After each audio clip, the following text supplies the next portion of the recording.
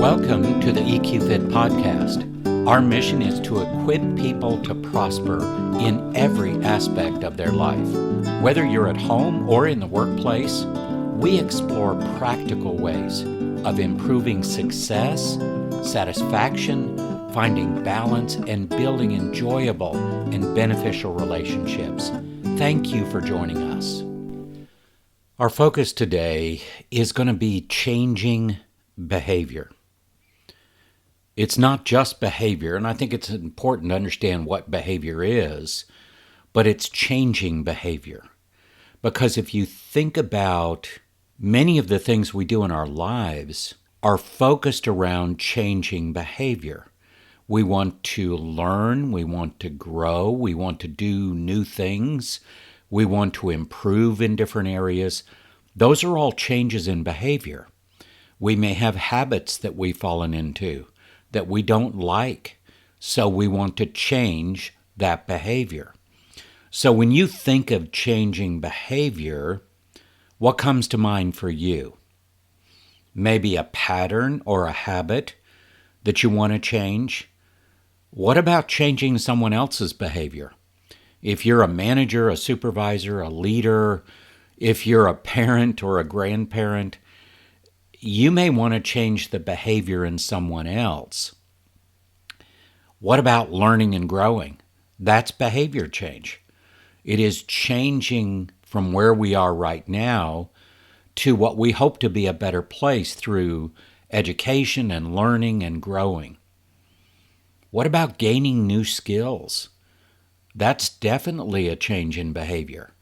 We don't have a skill set right now, or it's not very well developed, and we want to improve that because we want to be better at something. That's changing behavior. To get from where we are right now to our preferred future, we need to go through a series of behavior changes. And so it could be any of these and more. When we think of behavior, if we think of defining what behavior is, the simple definition is the way we act in a specific situation. But if we go a little deeper, we can think of patterns of behavior when we experience certain things. Now, I'm not going to go dive deeply into the psychological definitions or concepts related to behavior. Instead, I want to focus on the practical ways that we see behavior manifest every day in our lives and in the lives of other people around us. These are important things.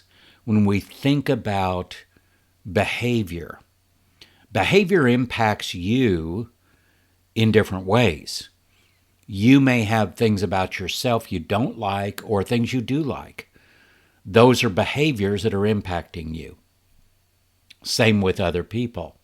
There are some people that are easy to be around. There are some people that are not so easy to be around. So where does behavior come from? Maybe the better question, however, is what specific behaviors or how are specific behaviors developed within us and within other people? Well, here's a pathway that might help us better understand that. We all have things we believe to be true about ourselves and our place in the world. So we have this set of beliefs, things that we believe in. Then from these beliefs and our worldview and the things that we hold on to like that, we create rules that we live by. So guidelines, rules that we live by. These beliefs and rules shape our behavior. They're our decisions, our actions, they shape our behavior. And out of those things comes our self-talk that reinforces that behavior. So that's a quick look at one pathway to better understand where behavior comes from and how different behaviors are developed in our lives and in the lives of those around us. So it's a good start to understanding behavior, but it even goes deeper than that. Here are some additional elements that shape our behavior. Our education or our learning, our experiences, the cultural impact in our lives. What kind of a culture did we grow up in or are we used to being in? The social pressures, the social norms, peer pressure, and then there's self-imposed limitations. All of these elements impact us when we think of our behaviors. They nudge our behavior in a given direction, or they limit certain behaviors in certain ways. And that may be a good thing, or it may not be a good thing. Why is all of this important? First, to understand how behavior is developed is not something that is the same for everyone. I'm going to say that again. Behavior and how it is developed in a person is not exactly the same for everybody. That means how our behavior is shaped is unique for each of us based on many different elements in our life. I mean, I don't know about you, but I don't know another person that has the same experiences, the same education, the same cultural upbringing, and all of that I do. There are many people that have similar things, but not exactly the same. So it makes sense that behavior, and therefore our focus today on how to change that behavior, we have to think about those other elements and how they come to play in all of that. Now, having said that, the behavior that we see in ourselves and in others may be the same. I mean, if you have someone that behaves in a way that's inappropriate and they just blow up and get angry at everybody, that behavior is going to look the same in one person as it does in another, depending on the intensity of it. But understanding that the origins of that behavior may be different for different people is a big step forward to changing behavior. Well, let's look deeper into that.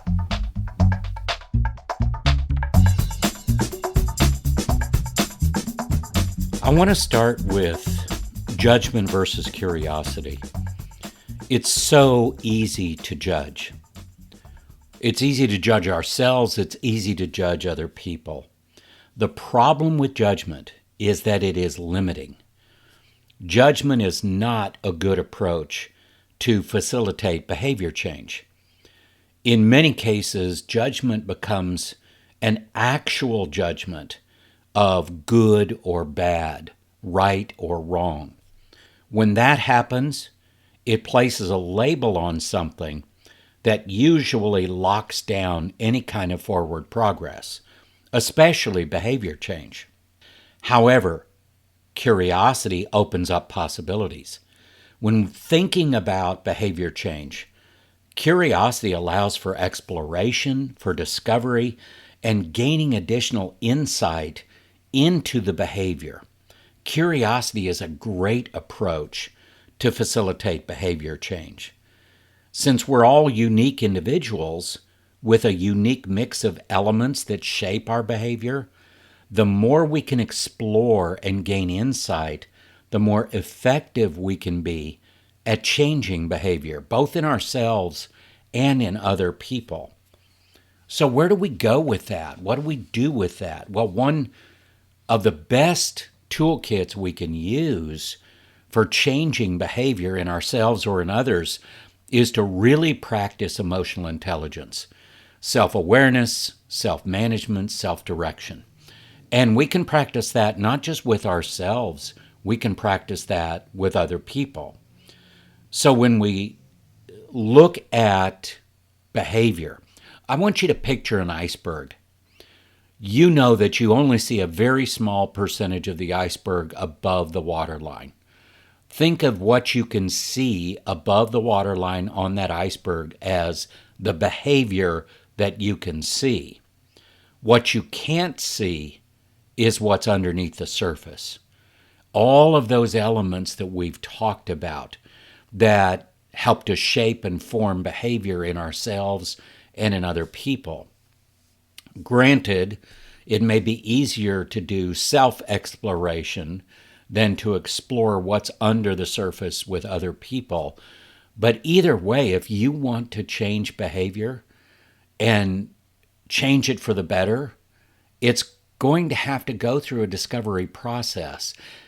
I'm sure you may have tried this in the past, whether it's somebody you manage, whether it's a child or a grandchild or somebody else in your family. You probably have said to them, you need to do this that way. And you were hoping that was going to change the behavior. And I just have to ask, how well did that work for you? Obviously, I say that tongue-in-cheek because we know that doesn't work well. Why doesn't it work? Number one, people don't like to be told what to do. Number two, people need to know why. Why do I need to change this behavior? And that's where emotional intelligence starts to come in, and we can start to help people understand that this behavior is not leading down a good pathway. It is not serving them well. It is not serving other people well.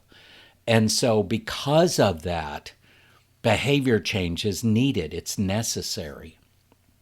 Underneath behavior are all of those elements that we talked about earlier. And if you want to change a behavior in yourself or in someone else, we have to do that deeper dive, so to speak. We have to get under the surface, figure out what's going on in there. Where did that behavior come from? And I'm not talking about becoming a psychologist or a psychiatrist or a therapist. What I'm saying is have honest and open conversations with yourself, if it's a behavior in yourself you want to change, or with other people, and try to understand where they're coming from. Guess what? That's a competency and a skill of emotional intelligence called empathy. Understanding other people's emotions and understanding their perceptions and their perspectives and where they're coming from. And that's a key element. Then there's another one called navigating emotions that we can use. We'll talk about those more in a minute. Here's the risk. That exploration could easily trigger specific emotions in ourselves or in other people that will hinder behavior change. So, how do we approach this in a way that's productive? Let's look at that.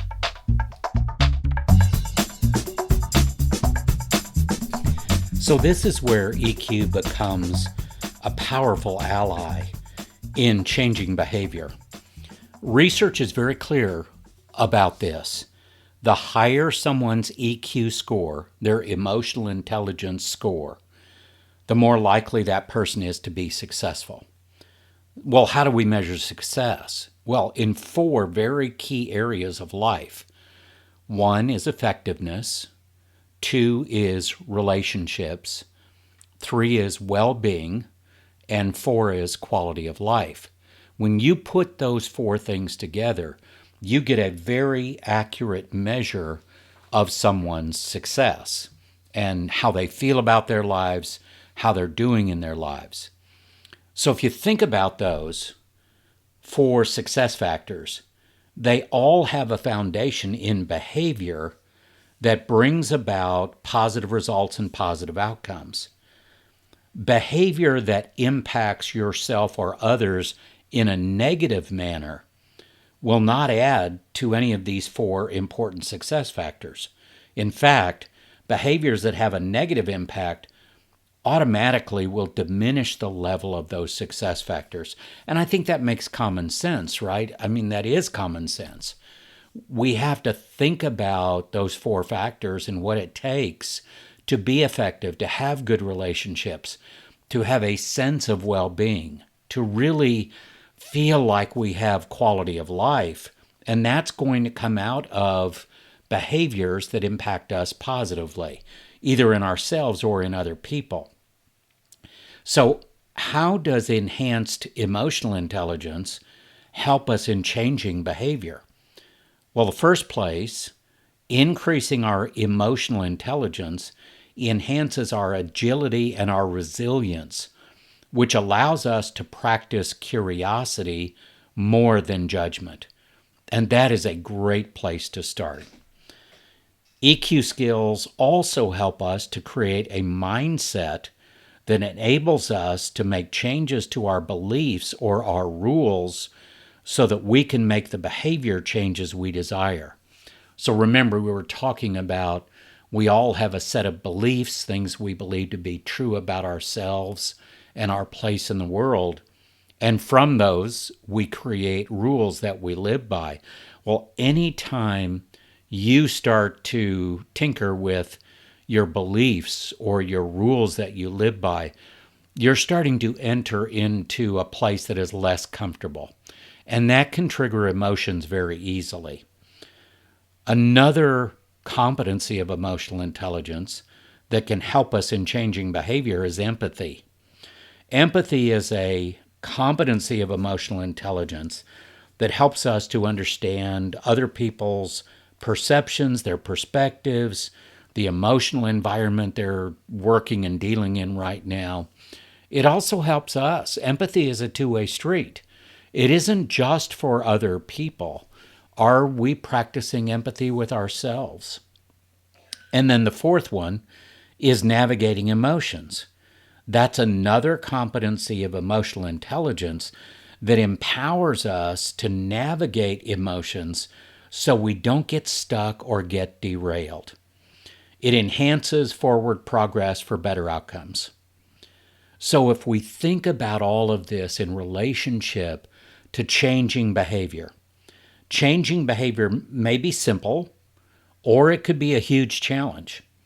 The real question is it worth it? Is changing that behavior worth it? We tend to consider the effort it's going to take to change the behavior before we think about the potential outcomes.